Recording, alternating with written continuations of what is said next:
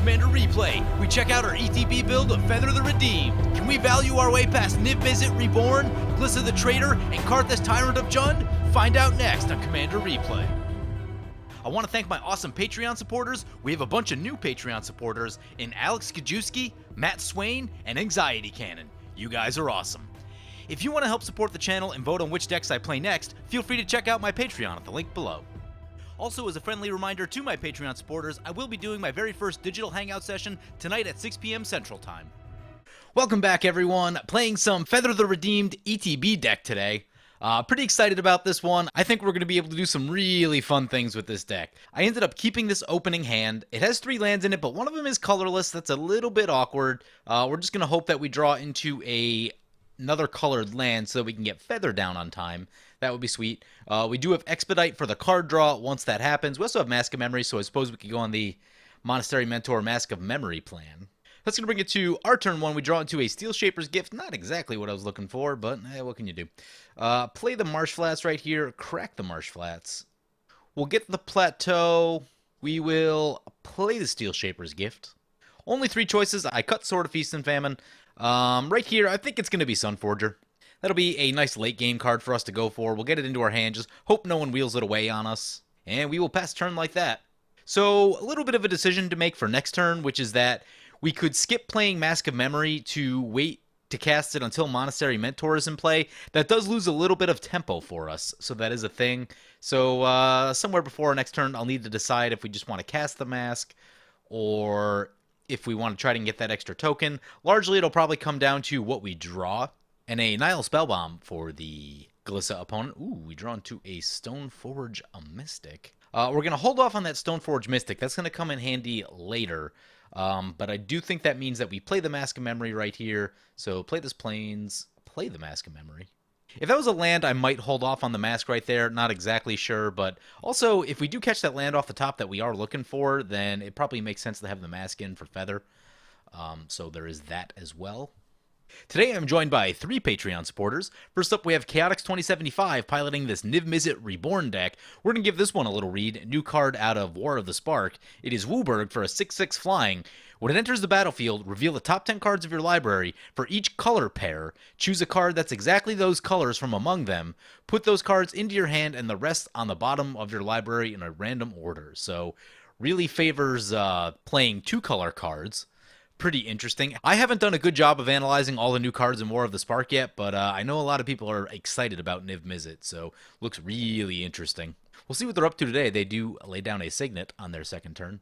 Next up, we have Mr. Banana playing Glissa the Traitor. At the end of turn 2, they cracked the Spellbomb and exiled our graveyard, so Steel Shaper's Gift and the land are both gone. And on their turn 3, they cast Glissa. Glissa is usually an artifact combo deck centered around Glissa, and there's definitely some combos in there where you can kind of like machine gun down creatures. Yeah, that could be not great for those of us playing a creature deck, so we'll have to hope they don't hit that combo. But yeah, long story short, they will probably try to get to a combo win with that deck, so we'll need to be careful of that. And then finally, we have Rogaku piloting Karrthus, Tyrant of Jund, steals control of all the dragons. There is a dragon in the command zone right here, so Niv Mizzet will need to be careful of the Karrthus. And with that, that'll bring it to our turn 3. Karrthus plays a Cultivate during their turn, and that'll bring it to our turn 3. So we haven't drawn that land yet, makes me a little bit sad, so we're going to play the Homeward Path. We will play the Monastery Mentor. Hope the Monastery Mentor sticks around for a minute so we can at least try to get an attack off and do some drawing and discarding with the Mask of Memory. That would be most ideal. Try to hit those land drops. I am running just a little bit light on lands in this deck. 36 lands. I don't love to be at 36, but it's so tough to be able to get all the things you want into a deck like this. Just so many cards that I want to run, so things did get crowded. And that's an Aurelia Exemplar of Justice for the Niv Mizzet opponent. Sweet card. Like, I know that I've played it on the channel, but, and I've seen, like, a few of my Patreon supporters playing it out of the command zone, but it's actually a really cool card that I think is underused. I don't think people realize how many things it can actually do. I know it's not as overpowering as the original Aurelia, but there's still just a lot of utility on Aurelia Exemplar. It does a lot for 4 mana. There's a Solemn Simulacrum for the Glissa, and Glissa going to go on the attack into the Niv Mizzet. Sounds good to me. Sadly, people are getting blockers up now, which is going to be bad for our Mask of Memory. Would I sword something to get a hit in with the Mask of Memory? Reasonable chance that I would. We'll hope that the dragon opponent just doesn't play anything this turn, and that we don't have to do that, but we'll see what happens. Man, if you Panharmonicon with Niv Mizzet, that just seems absolutely ridiculous. Any sort of Panharmonicon blink effect, seems pretty crazy. Well, there's a Crux of Fate, so I guess we're not going to get to use the Mask of Memory. I hope we draw a land. Solemn Simulacrum will trigger, and Glissa will trigger twice. They get to return all those artifacts. Ugh. It's not great. That's not great. The value already starting. I don't know. If it were me, maybe I held off on the Crux of Fate for another turn right there, but it's tough to say. We draw a War Priest of Thune. War Priest of Thune might be going in. No enchantments to destroy. We can always blink something if we need. Yeah, I think we're playing the War Priest of Thune right here. Or maybe we play the something. Nah, I guess we play the Stoneforge Mystic. Play the Stoneforge Mystic. We're going to get Blade of Selves first because with something like Core Cartographer, that can catch us up on all the lands that we need to get caught up on, so I like that. And we'll equip the Mask of Memory before we pass the turn and ship things off like that. And yeah, this is where 36 lands can hurt. We missed our turn 4 land, and we don't have the third color that we need to cast Feather, so it's all a little bit upsetting. So with the 5 tips on cutting cards video, I said always 37 lands or more, and we are paying the price for not running 37 lands. Now, there is a little bit of a discrepancy on MTGO, where the shuffler will just do weird things, so land counts that would typically be safe in paper, I don't know that I've ever really had problems running 38 lands in paper. I've definitely had problems running 38 lands in Magic Online. Opponent shoots our Mask of Memory with a Wreck Havoc. That's frustrating. Yeah, they're going to pay the price for that one. Really hope we catch a land off the top. Hope of Girapur coming down for the Glissa opponent. Also, they lay down an Urborg, should slow the game down, and everyone will have the ability to produce colored mana. Nihil Spellbomb back to play. Yep. Sent some threatening words over to our opponent for the destruction of our Mask of Memory. Not particularly happy about that one. Here's a Savage Ventmaw for the Karrthus opponent. I would sign up for a Savage Ventmaw. Savage Ventmaw makes mana. We need mana right now. Oh, thank you. All right, so we catch that land that we finally need. We have some choices right here. We'll pay the life. Definitely bring that in untapped. I think it's just going to be the Core Cartographer.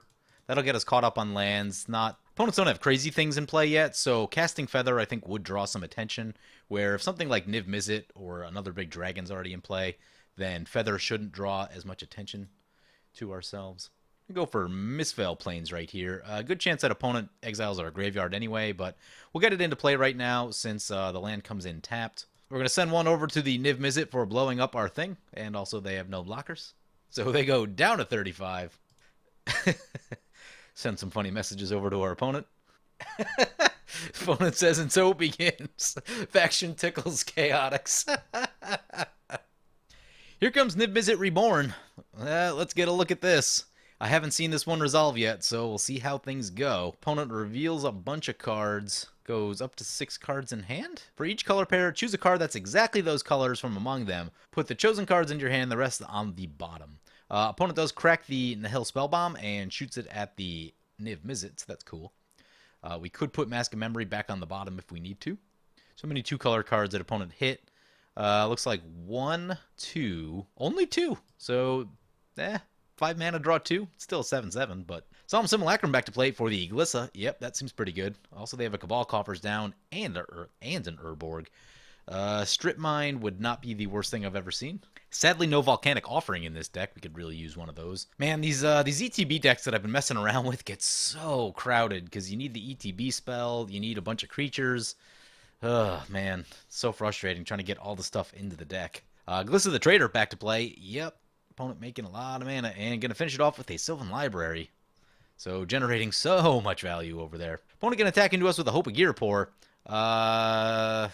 We won't be able to cast non-creature spells if they sacrifice it. Luckily, we still have the Stoneforge Mystic, so we can at least Stoneforge something into play. Yep, they're going to sacrifice it, so that is frustrating. Also, we have 2 instants. We should be able to manage right here, even though opponent did hit us with the Hope of Girapur. I feel like the Dragon's probably about to... the Savage Ventmaw is probably about to do some real work. One can attack us with a Savage Ventmaw. That seems unnecessary. Got a Stoneforge Mystic and a Core Cartographer. So I guess we're eating 4 right here. They'll get 6 mana. That doesn't leave the mana pool. Land off the top would allow us to go Blade of Selves and Myriad on the core Cartographer, and that would be really good. Here comes Karrthus. Karrthus steals the Niv Mizzet, although they're past combats already. Oh wait, that's permanent. We do have Homeward Path in play.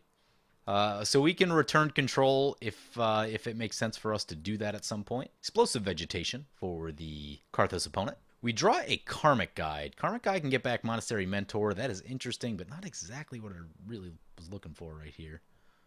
I think the plan is Feather Expedite. We'll send the Core Cartographer into the Niv Mizzet opponent. So we have choices right here between War Priest of Thune, use Stoneforge Mystic, or Expedite.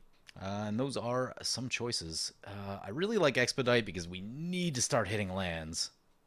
However, I guess if we end step Blade of Selves? If we end step Blade of Selves, that solves all of our land problems. Yep, yeah, let's do that. Let us do that. Here comes a Duskmantle Guildmage. Has some abilities. Notably, it combos with Mindcrank. Opponent did reveal a Mindcrank. I believe that one goes to the bottom of their library, right? Opponent going to play a Gateway Plaza. Check out the wording on Niv Mizzet again. And the rest on the bottom of your library in a random order. Okay, so Mindcrank is at the bottom of their library currently. And that'll bring it to Glissa's turn. They'll get a Sylvan Library trigger. And they have a lot of mana and a lot of cards. That's a scary thing.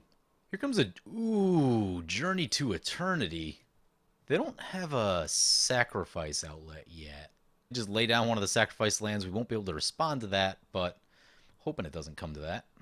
Don't really want to use a swords on a Solemn Simulacrum, but there's a Dictate of Erebos. Okay. Here comes Attrition. Okay, now it's time for the swords. Ugh. Now we won't be able to do the Blade of Selves bit. So, Solemn Simulacrum gets exiled. Journey to Eternity goes to the graveyard. More importantly, opponent doesn't have good sacrifice fodder left for the Attrition. They could sacrifice their commander, but it is annoying to have to do that. If for some reason the Niv Mizzet attacks into us, I will probably Homeward Path it to change control and remove it from combat. There's a Whip of Erebos. That's a good card. Opponent does not have any creatures in their graveyard, so that's good news. But it looks like we're going to be needing this War Priest of Thune. There's some nasty stuff in play. Glissa going to go on the attack over to the Karrthus opponent. It's not good. Opponent says, who dies this turn? I don't know if anyone dies yet. Actually, there's going to be a lot of mana going into... They've got a Shrine of Nykthos and a Kessig Wolfron. Opponent can do a lot of damage this turn. Here's a Tyrant's Familiar. Oh boy. We need all of our creatures in play. We cannot afford to be losing our creatures right now. So hopefully they go after Glissa. Tyrant's Familiar into Glissa. Karrthus into Glissa. Niv Mizzet into Glissa. And Savage Ventmaw into Glissa. Alright, let's see where the Tyrant's Familiar trigger goes. Savage Ventmaw will trigger. One way to deal with a bunch of scary enchantments is to attack for a lot of damage. And take that player out of the game. Opponent's got 25 damage before pumps. Ooh, nice. Opponent shoots the Glissa with the Tyrant's Familiar. That buys us at least a turn to try to do something. Losing any of our creatures right here would have been bad news. We do need all of them at this moment in time. Karmic Guide, interestingly, gives us protection from 2 of opponent's attacking creatures. I guess it could get shot down with the Tyrant's Familiar, though. And opponent's going to pump the Kessig Wolfron for X7 with the mana from the Savage Ventmaw. It is going to hurt a bit. Whew. Glissa opponent goes down to 12, 14 commander damage. That is a big old hit. And we could use a good draw right here. Elesh Norn is not it. So the Dragon opponent just got out of hand. I mean, my first thought is Expedite. And so here's the thing that we're looking at now. With something like Attrition and Dictate, that stuff is good at stopping the dragons, which I think is a concern. So that actually makes me not want to use the War Priest of Thune. The cost of that would be that we're going to have to give up some of our stuff. Dictate starts triggering, then we're going to be losing some of our stuff. We do have Karmic Guide to get it back. We need to slow the game down is what we need to do. So I don't think we go for the War Priest of Thune right here, even though all of these enchantments are super dangerous. We need them to use them against the dragon opponent. So I think that means we just Expedite on a creature. Opponents are tapped out right now, so it should be fairly safe to do this. Expedite on the Cartographer. Feather will trigger. We draw a Return to Dust. That is not helpful. Oh my god. And I'm just going to stay put. Yeah, this is what happens when you run 36 lands. You get stuck on 5 lands. So Expedite will come back to our hand. I'm actually going to recast it again, just because opponents are still tapped out. There's a Godo. Wow. Just wow. I mean, well, we don't have the mana to equip Godo, so that's not at all helpful. Even if we had hit with Mask of Memory one time, we still would not be at lands yet. I mean, the thing is, like, even if we hit a Cloud Shift at this point, we could just Cloud Shift on Cartographer a couple times, life would be good, but we're 2 lands behind the curve. Yeah, it's just not good. I mean, we need the game to go super, super long to really have any kind of chance. Niv Mizzet seems like one of those commanders that you don't want to get into a super long game with, since it just generates tons and tons of card advantage.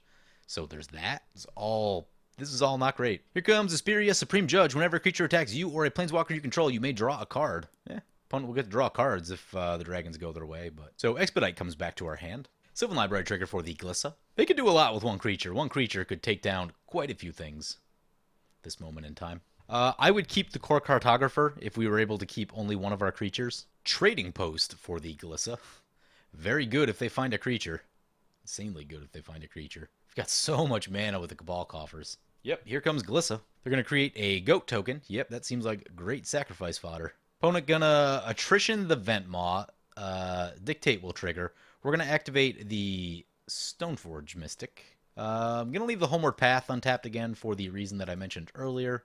But we will use the Stoneforge Mystic ability. We're going to get Blade of Selves. Sacrifice the Stoneforge Mystic. Only 1 equipment left, and Godo can find it. Glissa triggers a bunch of times. Hope of Girapor coming back. Spellbomb coming back. And Expedition Map coming back. Ooh, opponent sacrificed the creature that was targeted with the attrition. Good play on their part. So instead of losing 2 creatures, they only lose 1. Opponent still has the ability to shoot. They have exactly enough to go Hope of Girapor, shoot the Tyrant's Familiar. Yep, there's Hope of Girapor. Oh, they go Expedition Map. Yeah, I guess the way they tapped right there, they'd already used that mana. Ideally, they could have blocked and then used Attrition, so you can block 2 creatures. Or I guess at least, well, I guess the Tyrant's Familiar is still a thing. Ooh, that's a Kolagon Storm's Fury. Dragons will be massive. And a Daragaz Reincarnated. Flying Trample Haste.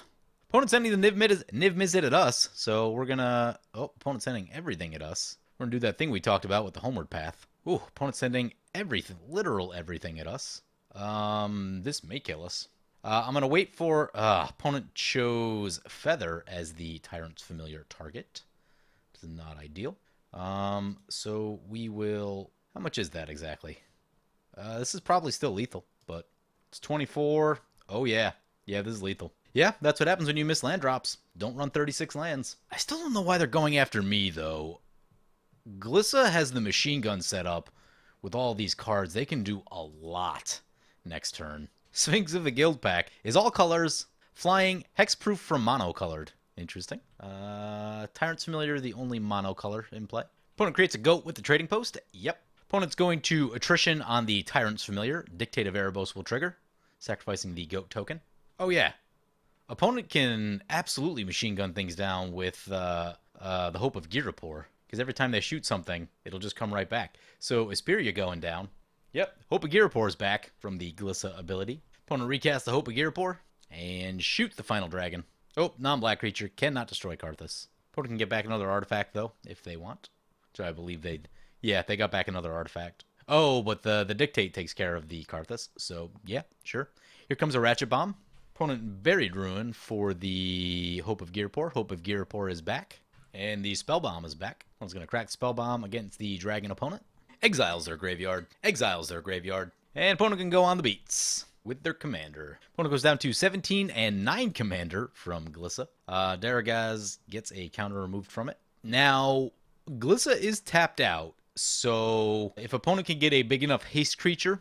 Actually, Karrthus has haste. So Karrthus with enough mana to pump into the Kessig Wolf Run could just take out the Glissa opponent, but if Glissa needs to leave a black mana open so that doesn't happen. But I guess if opponent just attacks, they block with Hope of Girapor, that triggers the Dictate of Erebos, then Karrthus is basically just not getting a lot done. So they recast Karrthus. Karrthus into the Glissa opponent. They block with the Gear Pour. Sad realization when the Dictate goes off for them. So they block, Dictate triggers, Karrthus down. Niv Mizzet coming back to play. Bring on the card advantage. They get a Supreme Verdict, a Circu, Demir Lobotomist. Interesting card. Not much else, though. Huh. Niv Mizzet has not been drawing the way that I would have expected it to. So it brings it back to Glissa's turn. Sylvan Library is going to trigger. There's a Phyrexian Obliterator. That's a fun card. And a Cranial Plating. Wouldn't be surprised to see people start dying soon. Tree of Tales is in play, so... Opponent does have quite a few artifacts. Looks like 6, 4, 5, 5. Glissa now an 8-3. First Strike and Death Touch. Karrthus down to 9. 17 Commander. Daragaz ticking down. Destructor Dragon. Dies. Destroy target non-creature permanent. Well, that's helpful. Which one do you go with? Do you go with Dictate or Attrition? Attrition is the sack outlet, so maybe that one, but they still have trading posts, so... I don't know. Tough call right there. We really need to get rid of all of them. Something we would have been able to done had they left us in the game. Here comes a Tristani Discordant. Enters battlefield, opponent will get 2 1/1 soldiers with lifelink. And the last ability is actually very helpful against Karrthus, but I don't know that any of this stuff is going to survive against the machine gun over here. Opponent going to create a goat token? Sure. Also with the lifelink, they're back up to 17. I did miss that. They sacrifice the goat token. Everybody's sacrificing a creature. Hope of Gear Report is going to come back. Destructor Dragon is going to go after the Dictate of Erebos. Sure. Opponent's going to tick up the Ratchet Bomb. Tristani into play. Creates the tokens. Glass of the Guild Pack. Multicolored creatures you control get +1/+1. Cool. Gonna bring it back to Glissa's turn. Sylvan Library will trigger. Quark Clan Ironworks. Ooh. I don't think it's infinite just yet. Attrition requires colored mana.